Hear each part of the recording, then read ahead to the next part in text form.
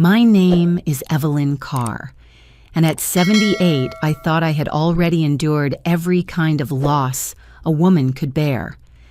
I buried my husband 3 decades ago, and since then, silence has been my only companion.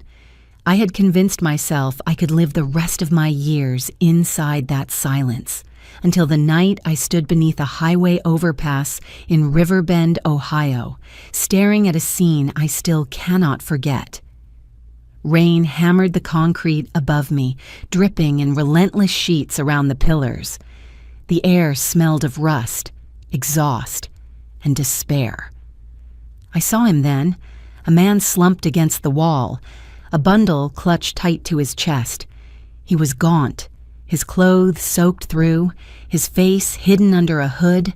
When he lifted his head, I saw eyes that once belonged to my son, but softer, younger, and filled with exhaustion. In that moment, I knew this wasn't just another lost soul under the bridge. This was my grandson. The bundle stirred, and a thin cry rose above the storm. My breath caught when I saw the baby's face. Her cheeks were fever hot, her little lips cracked from thirst. The man rocked her desperately, whispering broken promises that tomorrow would be better, though even he didn't believe them. I stepped closer, rain soaking through my coat. "Caleb," I said, tasting the name I had only ever seen in reports. His eyes widened. He tightened his hold on the child as if I had come to take her away. "I don't know you," he rasped, his voice raw. "You don't," I admitted, "but I know you, and I know that little girl is Lily." The baby coughed, a sound so small yet sharp it cut through every defense I had built around my heart. In that instant, I felt the weight of 30 silent years crack. Whatever bitterness had poisoned this family, whatever betrayal still lingered, it no longer mattered. The child was burning with fever, and the man holding her was mine by blood. I reached out my hand. My voice shook, not from age, but from a fury at what had been stolen from us. "If you come with me now, your daughter will see a doctor within the hour. You have my word." The storm roared overhead.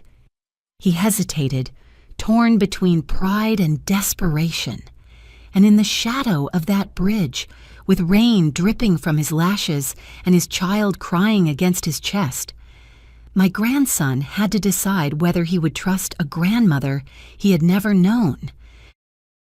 The suite smelled faintly of lemon polish and fresh linen, a sharp contrast to the damp concrete I had left behind. Caleb stood awkwardly near the window, his shoes still dripping onto the carpet. Lily lay on the bed, her cheeks flushed and her breathing shallow. I kept my hands steady as I dialed the private number of Dr. Kincaid, the pediatrician I trusted most. Within 30 minutes he arrived, trench coat folded over his arm, medical bag in hand. His presence carried the kind of calm that could silence any room. He pressed the stethoscope gently against Lily's chest, listened, and frowned. "Respiratory infection," he said. "Her lungs are inflamed, but it's treatable." He wrote a prescription with quick strokes, then set the paper aside. "She needs antibiotics now, and plenty of fluids. The fever should break in a day or 2 if we manage it carefully." Caleb shifted, rubbing his hands together as though ready to bolt. "I can't pay for this," he muttered. His voice was defensive, almost combative. I steadied my tone. "You don't have to. She's family. That's enough." He glanced at me, suspicion flickering in his eyes. He didn't trust the sudden generosity, not after being abandoned by everyone else who should have cared for him. Still. When Dr. Kincaid handed him the small bottle of medicine and explained the dosage, Caleb nodded. His hands trembled as he cradled his daughter, tilting the dropper carefully between her lips. Room service arrived with a tray of oatmeal and chicken broth. The smell filled the suite with warmth. Caleb's stomach growled audibly, though he refused to sit. I pulled a chair toward him. "Eat while it's hot. I'll hold her." He hesitated, then surrendered Lily into my arms. Her tiny body was warm against my chest, the fever pulsing through her skin. For the first time in years, I felt the weight of a child against me. Fragile, yet powerful enough to strip away all the armor I had built. Caleb took a spoonful of broth, his eyes never leaving his daughter. There was defiance in his posture, but gratitude lingered just beneath it, like an ember waiting for breath. As the rain pattered against the window and the fevered child whimpered softly, I knew this night was only the beginning. By morning, I would have to convince them both to leave Ohio behind and follow me to Florida. The next morning, the sky over Ohio was the color of wet concrete, heavy clouds pressing low as if determined to keep us grounded. Yet by 9 o'clock, the engines of my jet were already humming on the private runway. Caleb clutched Lily close as we climbed the steps, his movement stiff with suspicion. He had never flown like this before, and I could see the weight of his pride pressing against the comfort being offered. Inside, the cabin was warm, polished wood gleaming under soft lights. A steward brought blankets, which Caleb refused at first until Lily whimpered. Only then did he wrap her gently and sink into the leather seat, his jaw tight. I settled across from him, the rhythm of the engines filling the silence between us. I wanted to ease him into the truth, but there are wounds that fester when left unspoken. "Caleb," I said quietly, "your father once worked for my husband. He was trusted with more than he deserved. He betrayed that trust." His eyes narrowed, sharp and defensive. "You don't know him. I know enough," I replied. "I know his choices shattered this family. He took money that didn't belong to him, and when your grandfather discovered it, the stress killed him. That's why I disappeared from your life. Not because I wanted to, but because your father made sure of it." The engines roared as we lifted through the clouds. Caleb looked away, his reflection blurred in the oval window. "If that's true, why now? Why come find me after all these years?" I studied the child sleeping against his chest, her fevered breath slowly easing. "Because I saw you under that bridge. Because I won't let another generation be lost to his lies. You deserve a chance to stand on your own. And she," I gestured toward Lily, "deserves a future that isn't built under concrete and rain." He said nothing for a long while. The steward returned with tea, setting the cup near me, but the silence was louder than the engines. At last, Caleb spoke, his voice low, almost broken. "All my life, I was told you were dead." His words landed like a stone in my chest. I reached for the tea, but left it untouched. The truth had begun to surface, and it would demand more than one flight to settle. Florida greeted us with sunlight so sharp it felt almost foreign after the weeks of gray skies. The ocean wind carried salt and warmth, sweeping through the open windows of the car that took us from the airport to my estate. Caleb sat rigid in the back seat, Lily sleeping against his chest, her fever finally breaking. He stared out at the palm trees rushing past as if they belonged to another world. The house itself was no mansion of glass and steel, but a place built with care, white shutters, wide porches, and gardens my husband once tended. When we stepped inside, Lily's laughter at the sight of a rocking horse echoed against the high ceilings. Caleb's shoulders eased slightly, though his eyes remained wary. Over the weeks that followed, the rhythm of life settled. Mornings began with oatmeal and fruit at the kitchen table, afternoons with Lily toddling across the grass while Caleb learned to steady her steps. I watched from the porch, remembering when my own son had taken those same uncertain strides. At night, when the house grew quiet, I sometimes heard Caleb pacing the hallway, restless, as though waiting for someone to snatch this fragile piece away. One evening, I found him standing in the study, staring at a framed blueprint on the wall, a housing community my husband and I had once built from the ground up. His brow furrowed. "You did this?" I nodded. Seabrook Communities. We believed in homes that gave families more than just walls. We built neighborhoods, places where children could grow.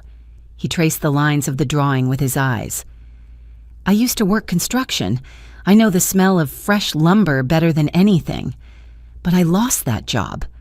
Lost everything." I stepped closer, choosing my words carefully. "I can't give you back what's gone, but I can offer you something new.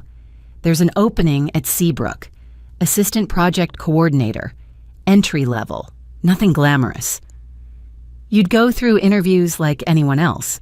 No special treatment." Caleb turned, surprise flickering across his face. "Why? Why would you trust me with this?" "Because I've seen how you fight for your daughter," I said. "That's the kind of strength no resume can measure." He looked down at Lily, who was chewing on her blanket, oblivious to the weight of the moment. His lips pressed into a thin line. Finally, he exhaled. "All right, but only if I earn it." Seabrook's headquarters smelled faintly of paper and fresh paint, the kind of scent that belonged to new beginnings. Caleb arrived on his first day in a pressed shirt borrowed from a neighbor, his hands fidgeting with the cuffs as though the fabric didn't quite belong to him.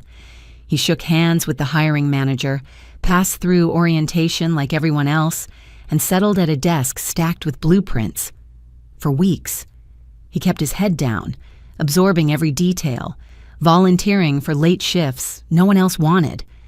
I kept my distance, letting him find his place without my shadow hovering. Still, whispers trailed behind him. The grandson of Evelyn Carr, the boy plucked from the streets. Some doubted, some sneered. Caleb bore it silently. The test came sooner than expected. One Friday night, as the final inspection loomed for a new housing block, the fire marshal flagged a critical flaw in the evacuation plan. Without correction, the project would be delayed for months. Panic rippled through the team. Managers muttered about lawyers and penalties. Caleb stepped forward. "I worked construction long enough to know these codes," he said, voice steady though his palms sweated. "If we reroute the second-floor corridor and add illuminated exit signs along the east wall, we can pass inspection, but we need drawings and calculations tonight." Some scoffed. The new kid, but Martin Reeves, his supervisor, eyed him sharply. "Fine, prove it." Caleb didn't flinch. He stayed until dawn, shoulders hunched over blueprints, pencil smudging his fingers. He coaxed the design software into compliance, cross-checked every measurement, and convinced the contractor to adjust framing before the morning bell. When the fire marshal returned, the corrections were already in place. The project passed. Relief swept through the office, though few gave Caleb more than a nod. Martin, however, stopped by his desk. "Not bad, North. You kept us from bleeding millions." That night, Caleb returned home exhausted, his shirt stained with ink and sweat. Lily toddled to him, arms wide, and he scooped her up, burying his face in her hair. He didn't need applause. He needed this, the quiet proof that he could provide for his daughter with his own two hands. Summer in Seafair carried more than heat. It carried warnings. The news flashed with reports of a tropical storm forming off the coast, and by the time it reached the mainland, the wind had sharpened into something dangerous. Seabrook's newest project, Seabrook Shores, sat half-built on low ground, the frame of its houses rising like skeletons against the darkening sky. Investors whispered about delays, while families who had already signed contracts worried about where they would live. The boardroom buzzed with tension when Caleb spoke up. "We can't just shut the gates and hope the storm passes. The model homes are solid enough to serve as temporary shelters. Families in this town will need somewhere safe. One executive shook his head. Liability alone could drown us. Caleb's jaw tightened. So we let them fend for themselves while empty houses stand here? That's not who we're supposed to be. His words cut through the static. Martin Reeves raised an eyebrow, then gestured. Go on. Caleb laid out a plan. Convert the sales office into a check-in center. Stock the kitchens of model homes with water and canned goods from local suppliers. Set up cots in the living rooms. He even offered to organize volunteers and call the city council for permits. His voice didn't waver, though his shirt clung with sweat. By nightfall, Seabrook shores glowed with generator lights. Families filed in, arms carrying children and bags of clothes. The storm howled, rain hammering the unfinished streets. But inside the model homes there was warmth, soup simmering on propane stoves, children coloring with crayons Caleb had picked up from a corner store. I arrived quietly, watching from the doorway as he guided a young mother toward a room with her infant. His movements were confident now, no trace of the boy I had found under a bridge. He wasn't just surviving, he was leading. When dawn broke and the storm eased, the local paper ran a front-page story, Developer opens doors to shelter families. They praised Seabrook, but the photograph showed Caleb, sleeves rolled up. Lily perched on his hip, a tired smile across his face. That week, the board named him project manager, not because of me, but because of who he had become when the storm tested him. The glass walls of Seabrook's conference room reflected the late afternoon sun, turning every surface into a sheet of fire. I had called for a routine project review, but the receptionist's call came instead. Mrs. Carr, 2 visitors are here. They say they're family. My stomach tightened. Richard and Paula North walked in as if the years had not passed, as if they had not abandoned their own son. Richard's suit hung loose on his frame, his hair grayer but his arrogance intact. Paula clutched her purse like a shield, her smile brittle. "Evelyn," Richard said smoothly, "we only came to talk. We heard Caleb is here. We want to make things right." I folded my hands on the table, refusing to rise. "You want access to what you lost, but you forfeited that right when you left him under a collapsing roof." Paula's voice cracked. "We were drowning in debt. We didn't know what else to do. Please, he's our son." Caleb stood in the doorway then. Lily balanced on his hip. His eyes flicked between us, confusion and hurt mixing with anger. I saw the boy under the bridge again, but stronger now, less willing to be broken. I pulled a folder from my briefcase and slid it across the table. Inside lay the paperwork, restraining orders filed with the county court, notices barring Richard and Paula from Seabrook Properties, and evidence of the theft that had once shattered my husband's health. "You are not welcome here," I said. My voice did not tremble. "If you contact Caleb or his daughter again, you will answer to the law.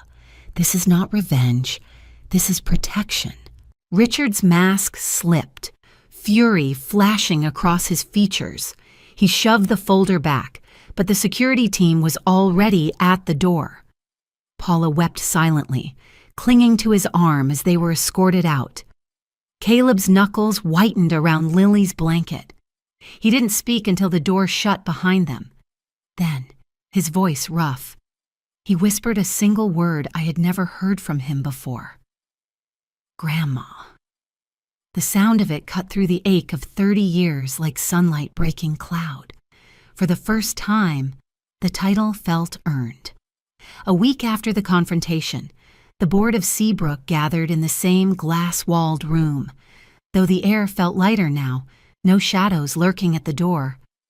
Caleb stood at the far end of the table, a stack of notes in his hand, shoulders squared as he presented his proposal for the Affordable Housing Initiative. His voice carried steady across the room. Not the tremble of a newcomer, but the confidence of a man who had lived the need he was describing. He spoke of families who couldn't dream of gated neighborhoods, of young parents juggling 2 jobs while their children grew up in borrowed apartments.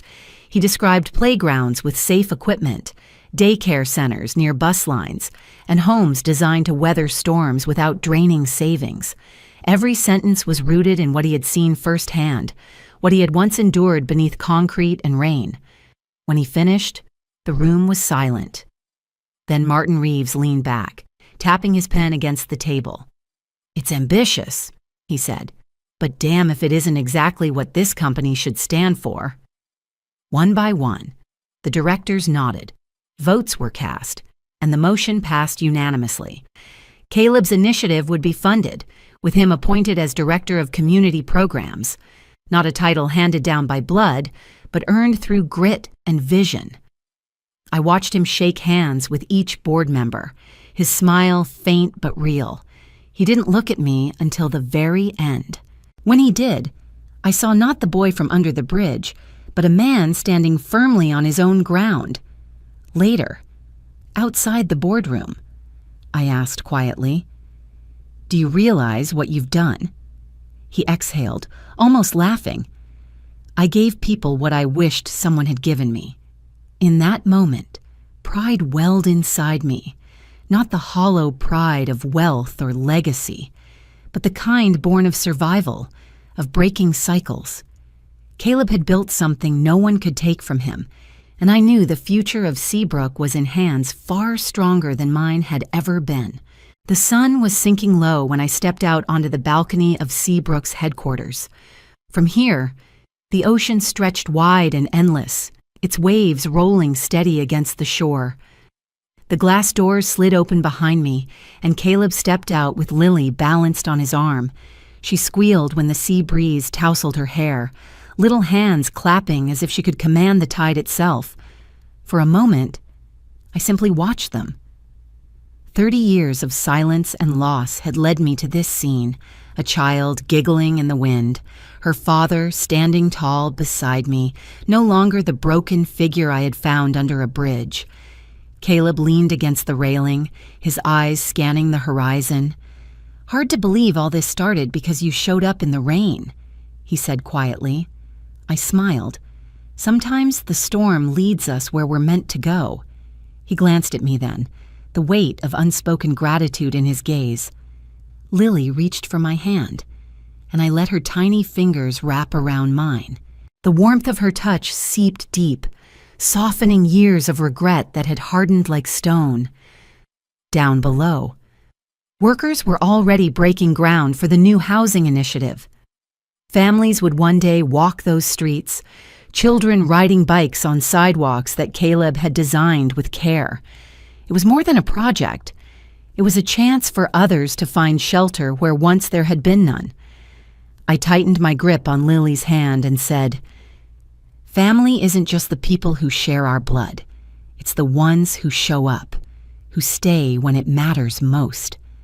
Caleb's jaw worked as though he wanted to argue, but instead he whispered, "Grandma."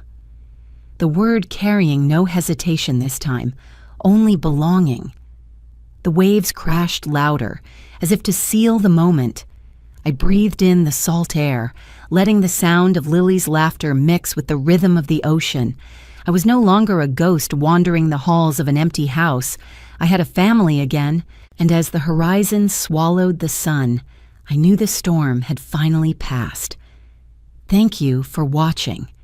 If you enjoy these family drama and revenge stories, please subscribe and join me for more every day.